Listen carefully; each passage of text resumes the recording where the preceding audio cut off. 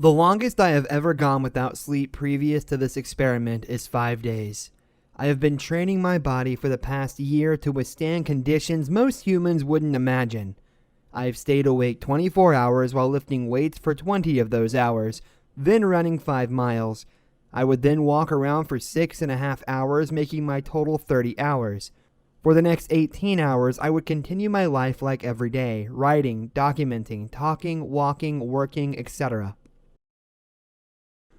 I have done this experiment successfully 10 times of straining myself for 48 hours. I now have the stamina of, well, I don't know what to call it, but I have it. I regularly don't sleep for 3 days at a time. The longest anyone has stayed awake is 11 days and 25 minutes. It was set by Randy Gardner in 1963. I want to top that. Here, I will be documenting what happens, as well as a camera that will be reviewed after every 6 days. Why am I doing this, you may ask? Well, me and a friend of mine want to see the effects that lack of sleep have on the human body. I won't have contact with anyone for as long as I can go without falling asleep. I will not use any energy boosters. Wish me luck. Day 1, 12:03 a.m. These first 24 hours have been a breeze. No signs of hallucinations, sleep deprivation, loss of cognitive or sensory abilities, and no eye bags. All work done today has been productive and easily completed. Appetite is unaffected. No signs of aggression or change in mood. Day 2, 12:04 a.m. Day 2 is a repeat with slight differences of day number 1. No signs of hallucinations, sleep deprivation, loss of cognitive or sensory abilities. I do have eye bags. All work done today has been productive and moderately easy to complete. Appetite is unaffected. No signs of aggression or change in mood. Day 3, 12:01 a.m. Today is actually easier than yesterday. No signs of hallucinations, sleep deprivation, loss of cognitive or sensory abilities, and the eye bags aren't as noticeable. All work done today has been very productive and easy to complete. Appetite is unaffected, no signs of aggression or change in mood. Day 4, 12:02 a.m. Today has been the worst by far. No signs of hallucinations, signs of early sleep deprivations, no loss of cognitive or sensory abilities, eye bags or carrying in groceries. All work done today was not productive and moderately difficult to complete. Appetite is unaffected. No signs of aggression. Mood has been declined. Day 5, 12:04 a.m. It is worse than yesterday. Some signs of audible and visual hallucinations. Seeing and hearing things that aren't there. Signs of moderate sleep deprivation. Slight loss of sensory abilities. Cognitive functions are normal. You can guess the update on the eye bags. All work done today was unproductive and very difficult to complete. Appetite is unaffected. No signs of aggression. Mood has declined moderately. Tomorrow is uncharted territory for me. Will not be leaving the testing chamber in my basement until the experiment is completed. I have nothing but this computer, a bed, food, and water. Day 6, 12:05. It has officially been 144 hours since I slept. Various signs of visual hallucinations, seeing small floating balls, signs of moderate sleep deprivation, slight loss of sensory and cognitive abilities, unable to run exercise for longer than 30 minutes per day without total exhaustion. Small amount of work done today. Very unproductive and extremely difficult to complete. Appetite slightly affected due to sickness of the stomach. Some signs of irritation, no aggression. Mood has declined moderately. Day 7, 12 a.m. The creatures have begun to haunt me in the shadows. I can ignore them for now. I have severe sleep deprivation. I have lost my ability to speak and cannot exercise or run. Unable to do any work whatsoever. Appetite affected slightly due to vomiting. Extremely irritated. Some signs of aggression. Mood has declined severely. Day 8, 12:05 a.m. The monsters have been gone for today. I have severe sleep deprivation. I haven't been able to speak yet. I cannot exercise or run. Appetite moderately affected due to vomiting and inability to digest food. Extremely irritated. Signs of aggression. Mood is non-existent. Day 9, 12:07 a.m. The monsters still aren't back, but they are watching. Always watching. I don't want to sleep anymore. I can't speak. I cannot run or exercise. I cannot eat, but I can drink small amounts at a time. I vomited 6 times today. I don't know if I'm being paranoid, but any noises at all have me wanting to scream. I've been trying to attack the creatures in the walls. I don't think my mood is any better. Day 10, 12:02 a.m. The monsters won't come back, and I want them to. I just want to know where they are. Then I can stop them. I can't speak. I can't walk. I can't eat or drink. I have red goo coming from my mouth. I have been hitting the walls all day, and now my fists have the red goo coming from them. Day 11, 12:03 a.m. I did it. I lasted longer than anyone ever has. The monsters aren't back yet, but they will be soon. They don't know, I heard them say it. They will be back. When they are, I will be ready. I have been preparing. I know that if I can't see or hear them, they can't hurt me. I won't tell you because you will tell them. I can't talk, but I can scream. I have been screaming for 7 hours. I can't walk or use my legs at all. I can't eat or drink. The goo is coming from my mouth and my hands. My fists don't hurt anymore, and I can hit the walls as much as I want. There are cracks in the white hard things that are in my knuckles. The skin is ripped off and stuck to the walls. 12 days, 1 hour, 34 minutes, and 16 seconds. Hello. I conducted this experiment with a friend of mine a few years ago. They went without sleep for the exact amount of time stated. 12 days, 1 hour, 34 minutes, and 16 seconds. We found them in a bloody mess on the ground. We were unable to save them. I decided that I shouldn't tell their story until I felt it was the right time. They had clawed their eyes out. They were still attached, but hanging out of the sockets. They had ripped their ears off and put inside the canal the stuffing of a pillow provided for them. They had ripped open their stomach and pulled out their intestines. Their heart had been crushed and was found with their hand wrapped around it, gripping it. They had a smile on their face. They had shattered knuckles, 14 broken ribs, and were paralyzed from the waist down. They had written, in blood, the words "no sleep" over and over again all over the walls.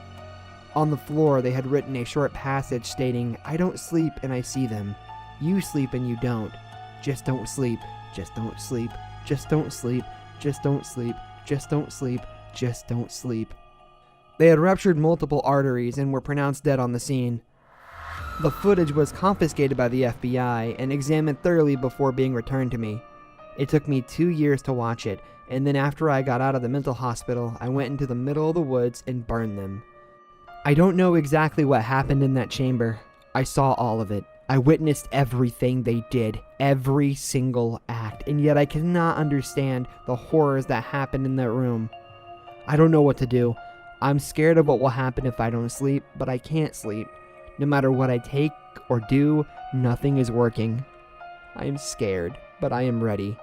I am ready to see the monsters that mangled my best friend. So, I am putting myself inside the same chamber.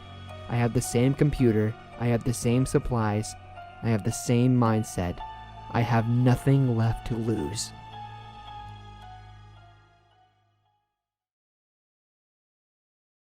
One of the most fascinating events in history, by far, was the Chernobyl disaster. The nuclear power plant that exploded, killing 31 immediately and thousands after the effects of radiation took their toll, is located between the city of Pripyat and Chernobyl in the Ukraine.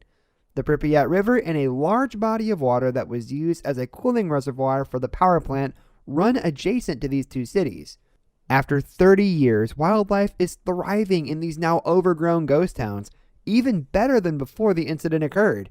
Some residents have returned to the city of Chernobyl to resume their lives, but Pripyat is still completely abandoned.